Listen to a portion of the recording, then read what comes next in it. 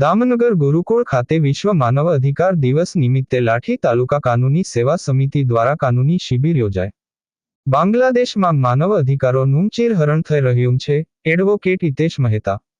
લાઠી તાલુકા કાનૂની સેવા સમિતિના ઉપક્રમે વિશ્વ માનવ અધિકાર દિવસ નિમિત્તે કાનૂની શિબિરનું આયોજન કરવામાં આવેલ આ શિબિરમાં એડવોકેટ હિતેશકુમાર મહેતાએ માનવ અધિકારનો અર્થ, મહત્વ, અધિકારના પ્રકારો તેમજ માનવ અધિકારની આવશ્યકતાઓ પર અને દેશ અને દુનિયામાં માનવ અધિકારોને લઈને થતા કામો વિશે માહિતી આપી હતી।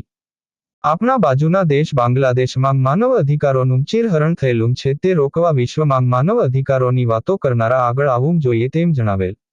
આ શિબિરમાં એડવોકેટ રાજેશ્વરીબેન રાજ્યગુરુ, પ્રિન્સિપાલ શ્રી સંજયભાઈ રાણીપા તેમજ વિદ્યાર્થી ભાઈ બહેનો ઉપસ્થિત રહ્યા હતા।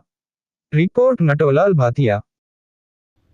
હું એડવોકેટ હિતેશ મહેતા આજે લાઠી કાનૂની સેવા સમિતિ દ્વારા દામનગર ગુરુકુળ ખાતે એક કાનૂની શિબિરનું આયોજન કરવામાં આવેલ। આ શિબિરમાં માનવ અધિકાર દિવસ નિમિત્તે માનવ અધિકાર વિશેની વિદ્યાર્થીઓને માહિતી આપવામાં આવી।